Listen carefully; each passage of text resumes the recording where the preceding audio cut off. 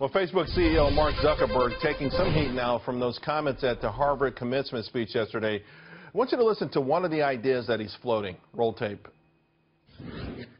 Now it's time for our generation to define a new social contract. We should explore ideas like universal basic income to make sure that everyone has a cushion to try new ideas. Here now, Douglas Holt-Aiken, American Action Forum president. A cushion. Douglas, listen, there's a lot of great people, great minds out there with amazing ideas.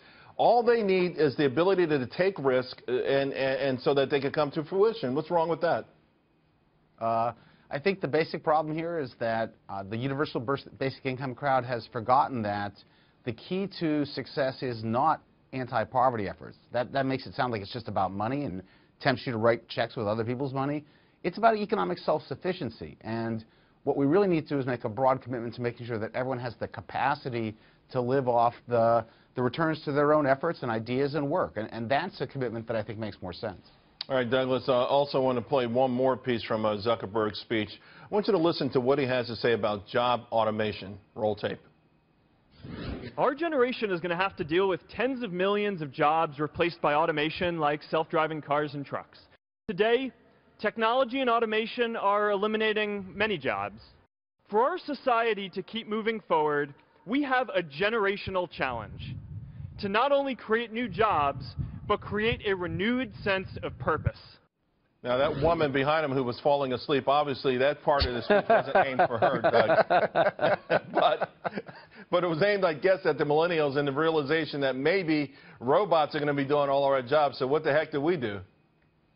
I think there are going to be a lot of jobs upgrading the robots, repairing the robots, developing the products that the robots need to be successful. And, this has been a periodic scare throughout economic history, where we worried originally about the factories and how they were going to end work for the average man. And that's just never happened. The key is to have good economic policies that allow flexibility to adapt to new circumstances. You get in trouble when you have this sort of bad top-down regulation that says, we're going to define a job to be what it looks like in the 1950s. We're going to define an employer to be what they look like in the 1950s. We're going to make the employers act like the 1950s. Then you will get in trouble in the 21st century. But if we avoid that trap, I think we'll adapt as we always have in the past. We have always adapted in the past, but it does feel, from the average person who may get up today, drive to work to a toll booth that has an easy pass lane, go into a supermarket and self-checkout. It does feel like this reality is in our everyday lives more so than ever before, and people are losing faith. And do you make it up with bringing back factory jobs? How do you keep this thing going?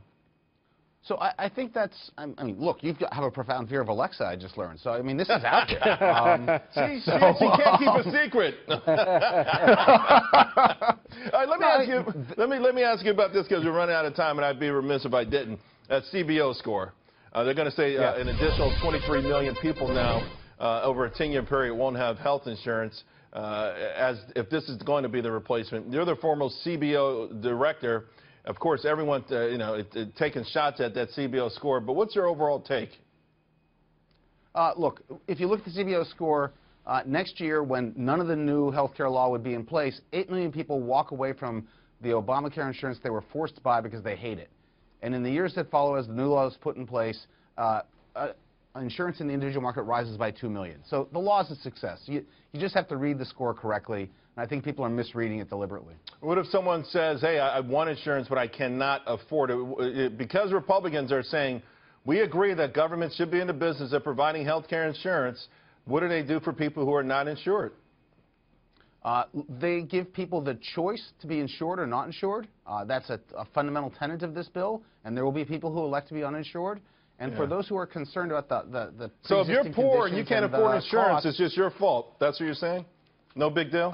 I'd be careful because there are subsidies. There's a Medicaid program. There's a lot of assistance for people who need insurance. And the case that people always point out is the pre-existing condition. These states are not allowed to go forward with waiving a lot of these insurance requirements unless they have put in place something that is certified to take care of the problem of high prices for those people.